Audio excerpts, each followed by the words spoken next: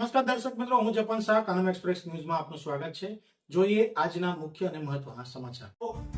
આમોદ નગરની એક એવી ઘટના સામે આવી છે કે જે આપ સૌ સાંભળશો ને ત્યારે એવું થશે કે ક્યાંક ને ક્યાંક કાયદો અને વ્યવસ્થા ખોવાઈ ગયો છે। જી હા, વાત કરીએ ગુજરાતના ભરૂચ જિલ્લાના આમોદ નગરની એક ઘટના એવી સામે આવી છે જ્યાં આમોદ નગરના એક વિસ્તારમાં સરદાર આવાસની 32 ઓરડીઓ પર જેસીબી ફેરવી દેવામાં આવી છે।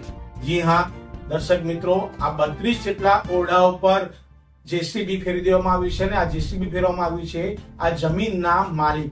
જી હા, વાત કરીએ તો આ જમીન જેના નામ પર બોલી રહી છે, દસ્તાવેજ જેના નામ પર બોલી રહ્યું છે, એ માલિક દ્વારા આ જમીન પર જેસીબી ફેરવી દેવામાં આવી છે। ત્યારે ક્યાંક ને ક્યાંક શ્રમજીવી લોકો પોતાના મકાન પર જેસીબી ફરી જતા ક્યાંક ને ક્યાંક પોતાની વેદના રજૂ કરી રહ્યા છે। શું છે સમગ્ર વેદના, નિહાળો આ વિશેષ અહેવાલમાં। કરીએ તો આમોદ નગરની આ એક ઘટના એવી છે કે સરદાર આવાસ યોજના હેઠળ 2002માં તાલુકા પંચાયત, જે સમયે નગરપાલિકા હતી, તાલુકા પંચાયત દ્વારા ઠરાવ કરી 32 લોકોને આવાસ યોજના મંજૂર કરવામાં આવી, જેમાં 43,000 રૂપિયાની માતબર રકમ ભરી અને આવાસનું ટીસી પણ મળેલ છે।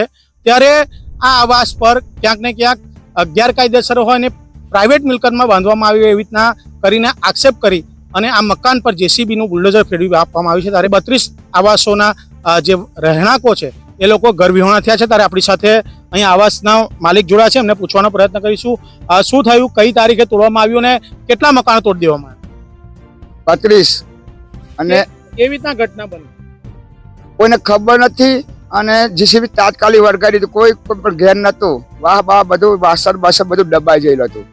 કેટલા વર્ષથી અહીંયા રહો છો? 20 વર્ષ। આ તોડી કાઢ્યું તો હવે તમે લોકો ક્યાં રહો છો? હવે અમે ખેતરમાં પડ્યા લીમડા તરે। સરકાર પાસે તમારી શું અપેક્ષાઓ છે? અમારે સરકારને કહેવાનો મતલબ છે કે અમારે તો મકાનો જોઈએ, બસ। આ તમે આ મકાન જે સમયે 2002માં આવાસ મંજૂર થઈ, 2003 બાદ અહીંયા રહો છો, તો આ સરકારમાં ટેક્સ ભરો છો? હા, આ ઓઈડિયો ઘેર વેળામાં ઘરના ભરીએ છીએ અમે। અન્ય એક આવાસના ધારક જોડાયા છે, એમને પૂછવાનો પ્રયત્ન કરીશું કઈ તારીખે આ બનાવ બન્યો, કેટલા લોકો દ્વારા આ જેસીબી દ્વારા લઈને તોડી કાઢવામાં આ 6 દાડા પહેલા તોડી પાડી। આ મકાન જે તોડવામાં આવ્યા એ કેટલા વર્ષથી અહીંયા રહો છો? અહીંયા લગભગ 10-15 વર્ષથી અમારા છોકરા રહેતા હતા, અમે ફળિયામાં રહીએ છીએ, મંજૂર થયેલું એટલે છોકરા રહેવા આવ્યા હતા। આ જેસીબી દ્વારા તોડી કાઢવામાં આવ્યું છે અને એવો દાવો પણ કરવામાં આવી રહ્યો છે કે આ કોઈ અન્ય વ્યક્તિની માલિકની જગ્યા છે એટલે જેસીબી તોડવામાં આવ્યું છે। આ બાબતે કોઈ નોટિસ આપવામાં આવી હતી? આ નોટિસ વોટિસ કઈ આપી નથી, ખબર જ નથી અમને કે તોડી પાડ્યા। આ સરકારી મિલકત ગણાય, સરકાર દ્વારા મંજૂર કરાવેલી આ યોજનાની ઓરડી હોય, ત્યારે આ જેસીબી ફેરવવામાં આવે છે, તો એની સામે આપણે શું કાયદેસરની પગલાં લઈએ? કાયદેસરની જે ભારતના બંધારણમાં જે થતું હોય એ કરવાનું છે। આ બાબતે તમે કોઈ જગ્યાએ રજૂઆત કરી હોય? રજૂઆત તો કરી નથી અમે, તો 2 મહિના પહેલા 5-5 હજાર વેરા બી આ જગાના આ મકાનોના ભર્યા છે પંચાયત નગરપાલિકામાં। હા, જેમ જણાવ્યું કે ભાઈ આમોદ નગરપાલિકા અંડરમાં આવેલી આ આવાસ છે। સૌ પ્રથમ હતી પંચાયત ને પંચાયત બાદ નગરપાલિકા થઈ, નગરપાલિકામાં તાજેતરમાં 5,000 સુધીનો વેરો પણ ભર્યો છે। શું નામ તમારું? લખીબેન રજીભાઈ। કેટલા વર્ષથી અહીંયા રહો છો? અહીંયા અમારું 20 વર્ષ થવા આવ્યું, પણ રહીએ પણ આમ નાહી જઈએ, કાઠિયાવાડ એવું નાહી જઈએ, ધંધો મળે તો અમારે એમ પડી રહેતા હતા એમાં। આવીને આ તો અચાનક જ તોડી કાઢ્યું, અમને જાણવાય નહીં દીધું આ તોડવા આવે છે। સરકાર યોજના હેઠળ આપનું મકાન એ સરકારે તોડ્યો, મળેલો અમને સરકારથી જ મળેલો। આ તોડી પાડવામાં આવે તો હવે તમારે એ તો અમારે તો ઓળ્યો જોવો સરકાર કને જોવો, અમે રહેવા જ કઈ જઈએ। આગળ ચમાહું આવ્યું, અત્યાર સુધી કાઠિયાવાડ રહ્યા અમે લોકો, પણ હવે કઈ રહીએ, ચમાહામ તો અમારે ઘેર આવવું જોવે ને। આ આપણે સાંભળી વેદના કોની કે જે પીડિતો છે તેમની। ત્યારે આ સમગ્ર ઘટનાને લઈને ક્યાંક ને ક્યાંક રાજકારણ પણ ગરમાયું છે। જી હા, વાત કરીએ તો 6 તારીખની આસપાસમાં આ તોડી પાડવામાં આવ્યા હતા અને ભારતીય જનતા પાર્ટીના આમોદ નગરના મહામંત્રી હિતેશ શાહ દ્વારા એવું પણ જણાવવામાં આવ્યું છે કે ક્યાંક ભારતીય જનતા પાર્ટી આમોદ નગરમાં હારી જવાના કારણે ભારતીય જનતા પાર્ટીના વિરુદ્ધમાં કોંગ્રેસ દ્વારા કૃત્ય કરવામાં આવ્યું હોય તેવા આક્ષેપ કરવામાં આવ્યા છે અને તેઓ દ્વારા જણાવવામાં આવ્યું છે કે ક્યાંક ને ક્યાંક આ જો ઓરડીઓ ની જમીન માલિકની હોય તો માલિકે કાયદેસરની કાર્યવાહી કરીને આ ઓરડીઓ ખાલી કરાવવી જોઈએ કે તોડાવી જોઈએ। પરંતુ ક્યાંક ને ક્યાંક મનસ્વી રીતે જેસીબી ફેરવી દેવામાં આવ્યું હોય તેવું પણ જણાવ્યું છે. શું કહે છે હિતેશભાઈ? નિહાળો આ વિશેષ અહેવાલ. આમાં એવું છે કે આ 2003માં સરદાર આવાસ યોજના હેઠળ આ લોકોની પાસેથી 7,000 રૂપિયા એ લોકોના શ્રમ પેટે લીધેલા છે અને 36,000 રૂપિયા એ લોકોએ ભરેલા છે જે તે સમયમાં 2003માં. ને તે લોકો અહીં આગળ આ સરદાર આવાસ યોજના હેઠળ એ લોકોને આ જગ્યા આપવામાં આવી હતી અને એ લોકોને અહીં આગળ કોઈ પણ જાતની જાણ કર્યા વગર જ્યારે 2003થી કે આજે 2026 23 વર્ષથી એ લોકો અહીં રહે છે છતાં એ લોકોને કોઈને કીધા વગર કોઈ ત્રાહિત વ્યક્તિ અહીં આવીને એવું કહે છે કે આ જગ્યા મારી છે અને અહીં આવીને જેસીબી ફેરવી નાખે છે. નહીં એ કોઈ પણ જગ્યાએ કલેક્ટરમાં જાણ કરતા કે નથી મામલતદારને જાણ કરતા કે ભાઈ આ જગ્યા મારી છે તો તમે આ જગ્યાએ બાંધકામ થયેલું છે તેને દૂર કરો. સરકાર દ્વારા બંધારણના નિયમ મુજબ એમને કરવાનું હોય.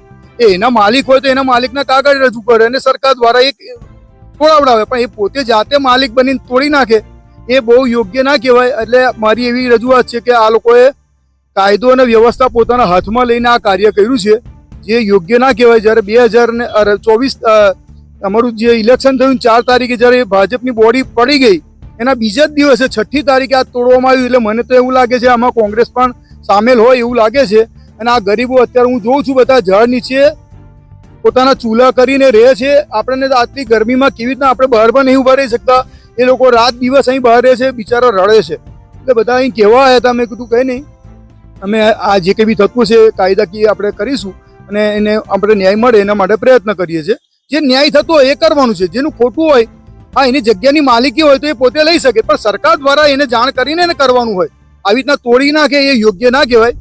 એ મારી આપ સૌને મીડિયાના માધ્યમથી રજૂઆત કરું છું કે આનો યોગ્ય ન્યાય થાય. જેમ જણાવ્યું કે ભાઈ ક્યાંક ને ક્યાંક કાયદો અને વ્યવસ્થા ગુજરાતમાં જીવંત છે. એક બાજુ ગુજરાતના નાયબ મુખ્યમંત્રી હર્ષ સંઘવી એક બાજુ કહી રહ્યા છે કે જે લોકો પોતે કાયદો હાથમાં લેશે અને છોડવામાં નહીં આવે, ત્યારે આવી એક ઘટના આમોદમાં બની છે. અને આમોદમાં જ્યારે લેન્ડ ગ્રેબિંગ એક્ટ હેઠળ પણ સરકારે એક કાયદો ઘડ્યો છે, એ કાયદા હેઠળ પણ ન્યાય મેળવી શકાય, ત્યારે જેસીબી લઈને મનસ્વી રીતે તોડવામાં આવ્યું છે. આ અસામાજિક તત્વો સામે કાયદાકીય જે કંઈ બી કાર્યવાહી થતી હોય એ કરવી જોઈએ એવી અમારી માંગ છે. અને આ ગરીબ પ્રજા જે અહીં રહેતા હતા એ લોકોને રહેવા માટેની વ્યવસ્થા કરી આપે સરકાર, એવી અમારી બંધારણના મુજબ જે થતું હોય એ કાર્ય કરે. લોકવાયકા એવી પણ છે કે ભાઈ આ જ વ્યક્તિ દ્વારા સરકારી મિલકતનું પણ નુકસાન કરવામાં આવ્યું હતું. દાંડી યાત્રા પર જે બનાવેલું બેરિકેડ લોખંડનું હતું એ પણ તોડી આપવામાં આવ્યું છે અને એની અમે એફઆઈઆર થઈ છે. એ બાબતે શું કહેવું?